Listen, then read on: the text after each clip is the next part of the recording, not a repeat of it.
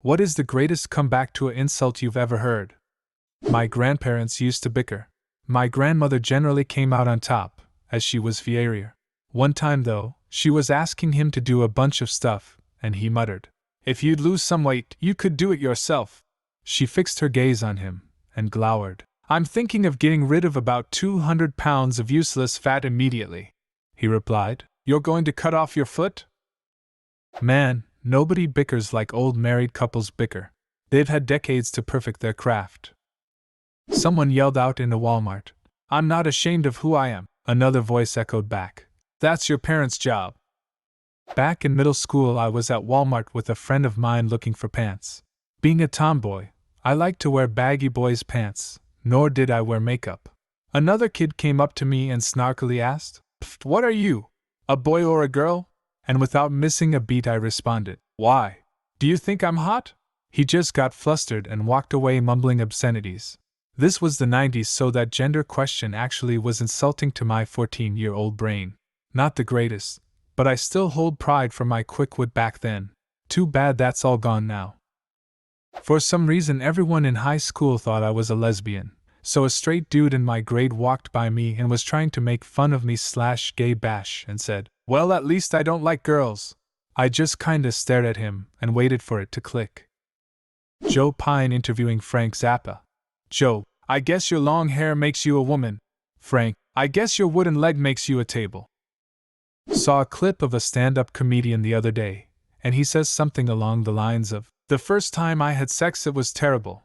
The first time I had sex." And a woman chimes in with, "You mean yesterday?" Crowd laughs for a while, and while the comedian is waiting for them to calm down you can see the gears turn in his head. Once it gets down to basically a few chuckles he just says, "Glad you remember," and the crowd just lost their shit. It was amazing. I used to work with this like 70-year-old woman. She was our supervisor, and one day one of the ladies who worked with us told this old lady to kiss my ass, and the old lady replied, "Where do I start? You're so fat your crack goes all the way up your back." I asked my mother why she always wears makeup despite being in her 40s. She told me she wears makeup so she doesn't look like me. Edit, I was 9. A guy makes fun of his bald friend by rubbing his head and saying, "Wow, your head is as smooth as my wife's bottom." The friend also rubs his head and says, "Wow, you're right." Quiet guy in my art class got called queer bait. He replied with, "If I'm the bait then you're the catch of the day."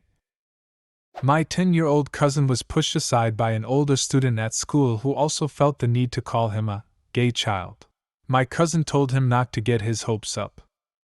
One of my coworkers was cold calling customers, trying to get appointments to drum up business.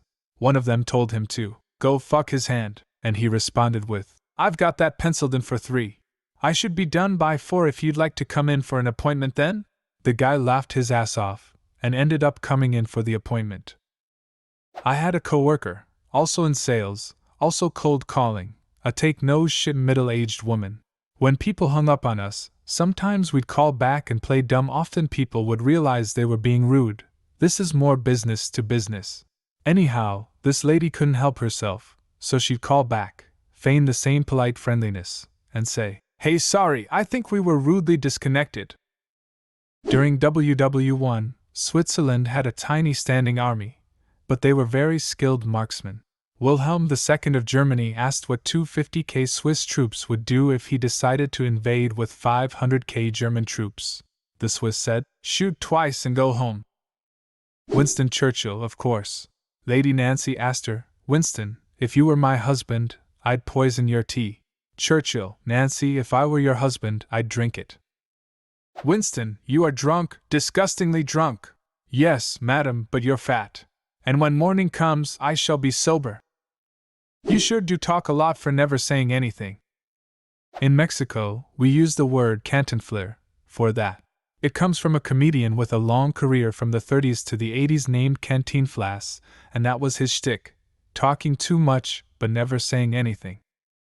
I was the one insulted, but not the one with the comeback. I was out with a coworker and her friends and my buddy, and I were leaving a little too early for her sensibilities. She jokingly got up in my face and said, "Smell that? Smells like pussy." A guy playing at the pool table next to us stepped forward and said, "I'm sorry, that must be me." I just ate. It was amazing. Not heard, but read.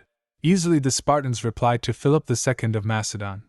As Philip II of Macedon was conquering Greek city-states left and right, Sparta was left alone. Philip had achieved a crushing victory, and Sparta was relatively weak and without walls. Philip sent a message to the Spartans saying, "If I invade Laconia you will be destroyed, never to rise again." The Spartans replied with one word, "If." This is actually where the word, laconic, came from. My grandma asked my cousin, who'd had lots of partners and 2 kids at this point, if she was ever going to get married. Cousin, it's not the same nowadays. We don't buy cars without test driving them first. Grandma, yeah? But they don't let you put 100,000 miles on them either. Point goes to Granny. 18th century British radical politician John Wilkes was told in Parliament by a political opponent, "Sir, I do not know whether you will die on the gallows or of the pox." Wilkes shot back with, "That depends, my lord, on whether I embrace your lordship's principles or your mistress." Imagine hitting someone with such a fire burn that people are discussing it 250 years later. I've been called worse things by better people. For context, this was famously said by former Canadian Prime Minister Pierre Trudeau when he found out Richard Nixon called him an a-hole. A friend of mine was getting bitched at by these 2 identical twin girls in a class I had once. He replied with a troubling look on his face and said, "If you 2 are identical, how come only one of you are hot?" That dude played the long game as those 2 girls looked rather perplexed for the rest of the session. Sorry on this topic. If you want to incite chaos, go on a girl's Instagram and find a group photo of 3 or more. Then comment, "You 2 look great." Edit, I love how my first goal is advice on how to cause legal chaos. If I knew this was the case, I would have given more tips. Edit number 2, some people are calling me Eris. Apparently my tips for chaos came straight out of Eris's playbook. Best part is when I bought my second car, I named it after Eris, because the car was chaotic, and it was going to have a red/black color scheme. I just think that's funny. In middle school a boy asked when I was going to grow some boobs, so I asked him when he was donating his. I'm still really proud of that one. Edit, I didn't expect this to blow up, but I remember this clearly. He was walking out of English, I was walking in. We met at the doorway and were chest to chest. And he looks me in the eye and says, "Grow some tits." Without missing a beat I reply dead-faced, "Donate yours." Then proceed to proudly walk to my desk with a big smile. Also I did eventually grow some boobs. They are small but they are nice. The greatest comeback I witnessed was when Kumail Nanjiani was on Mean Tweets, and someone asked, "Is your dick multiple colors?" And he said, "Yes. Every shade of your mom's lipstick." What are you looking at? I'm still trying to find out. On a construction site one afternoon, different trades were working in the same area. Like silly team sports, the Sparkies always hang with the Sparkies and the Turd Wranglers always hang with the Turd Wranglers, and anytime they're together it turns into a pointless dick measuring contest, usually not literally. One particularly childish exchange saw 2 men chopping back and forth, "My dick biggest, blah blah blah." Finally one of them spits out this classic, "I've got girth like a can of corn." And the clap back was unforgettable. "But you've got length like a can of tuna." Everyone busted up. Mr. Girth tried to hide his embarrassment, but was tied up. No comeback. And a room of men laughing uncontrollably. Good times. Context: John Oliver from HBO interviews Stephen Hawking, may he rest in peace. J.O. And there may be a universe where I am more intelligent than you. S.H. There may even be a universe where you are funny. The classic, "You're adopted. At least my parents chose to have me." My grandma got into a fight at the grocery store with a guy who told my 9-year-old brother to move the fuck out of the way. They were going at it, and his final words were, "Suck my dick, bitch," she said across the store. "If I could find it, bitch." Edit, not Walmart. Even better ALDI. A friend in high school on our way to a track meet. He was staring at a car in the parking that was really nice. When this bag saw him.